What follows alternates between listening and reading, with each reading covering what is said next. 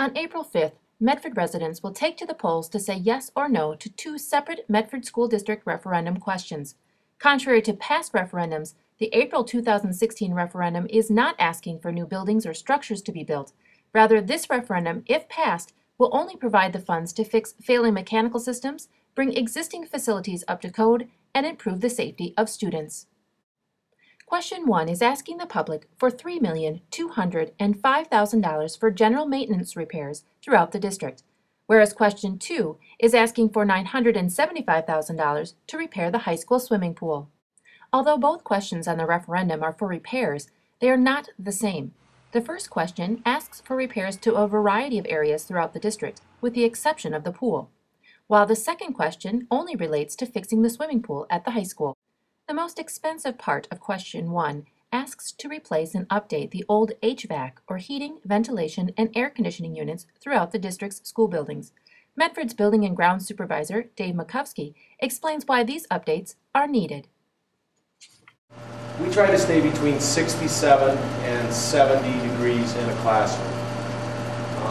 And with these older units, it's really hard to hit that target. Sometimes with these unit ventilators, they do overheat. They don't, the dampers sometimes hang up and they don't bring enough fresh air. Because per code, we're supposed to bring 7.5 cubic feet per minute per student into the classroom. Well, if the dampers don't work properly, they're not bringing in, they hang up, they don't bring in that fresh air. So that stuffy air that's in the classroom stays in here, so that it just overheats the classroom. The problem with the old ones, pneumatically, basically the air pressure turns on the unit and turns off the unit. It also adjusts the dampers somewhat, but you have a lot of overheating in the classroom or underheating. So it might be too cool, it might be too hot. The digital units, you can really fine tune the temperature. These you really can't do that. And the coils are getting to the point where they're plugged in. They're so hard to clean them. You actually physically got to remove them, which is a 5-hour process. Over the past few years, about 15 of the 55 pneumatic systems at the high school have been replaced, a few each year. However, according to Makowski, if the referendum passes, all of the old systems can be replaced at one time, dropping the price. So it's about $11,000 a piece, but that's when we're doing one or two. By running this referendum, we're able to do all of them at once, and they're able to run the electrical all at once. So we're taking the overall cost from $11,000. My vendor told me that they can do it for $8,500 to $9,000 a piece. So we're actually saving some money by doing them all at once. The increased energy efficiency is another reason that the district has been slowly switching to direct digital control systems. The new unit ventilators are also much more energy efficient. We're not bringing in, where normally we're running all that hot water through the pneumatic unit ventilators, and the boilers keep generating that hot water. And that's essentially what happens in these buildings. The boilers are constantly heating water, which is flowing through the pipes through the building. And with a pneumatic unit ventilator, that hot water is constantly being dispersed into an area, even if it does not need any heating. So we're wasting energy. So these, you can close down, squeeze down the heating valve. Now you're not using any of the hot water. In turn, the boilers can actually shut down. They don't necessarily have to keep running. The second largest expense of Question 1 is for improvement of the grounds at the middle and high school. One of the biggest safety concerns that the Medford School District currently has is the drop-off and parking situation at the middle school. Medford Middle School Principal Al Leonard says that every day there is a safety concern because cars, kids, and buses all drop off in the same area at the same time. And we have had accidents with buses and cars. We've had accidents with cars, and we've had several near misses with students in cars. Mr. Leonard believes the best way to improve the safety of students is to separate the parent drop-off from the bus drop-off by creating a parent drop-off area adjacent to Highway 64 and the north end of the middle school building, an option that was not available at the time the middle school was built. The big idea then would be to have have parents have the option then of dropping off either in the parking lot here adjacent to 64, or they could actually drive all the way in and drop off here right next to the cafeteria, and then we would enter, and the students who get dropped off then would enter into the cafeteria doors. The biggest safety plus that we would get out of that, though, would be to separate the passenger traffic from the bus traffic. In addition to the middle school drop-off, money from the referendum would also be spent at the high school to replace the almost 50-year-old football bleachers, press box, and lights, along with adding topsoil to the district athletic fields. One of the biggest misconceptions by the public is that money from the school referendum will be used to replace the sod on the football field with artificial turf. This change, along with improvements to the entrance to the football field, is a separate fundraising project being headed up by the All Sports Booster Club, an organization run by parents, coaches, and community members. Activities Director Andy Gooden explains. There's a lot of questions about the referendum being this. And this athletic facility, the renovation of the athletic facility, is not a part of the referendum. The referendum is maintenance issues.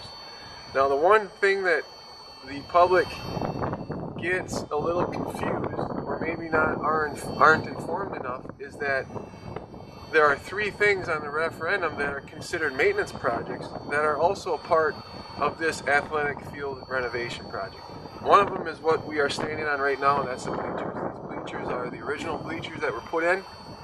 Yes, over the years, there's maintenance been done to them as far as the handicap accessible bleachers and things like that, but for the most part, we know as a district that these are going to have to be replaced in the next 10 years.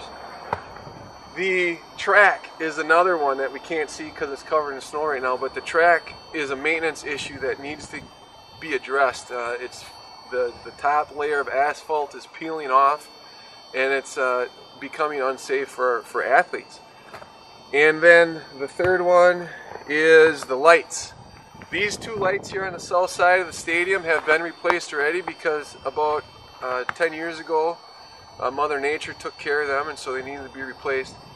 The two north light poles are the original light poles. Those are wood, and we know again as a district that those need to get replaced sooner than later, and so those three items have been put on the referendum because they are considered maintenance projects that the district is going to take care of anyway.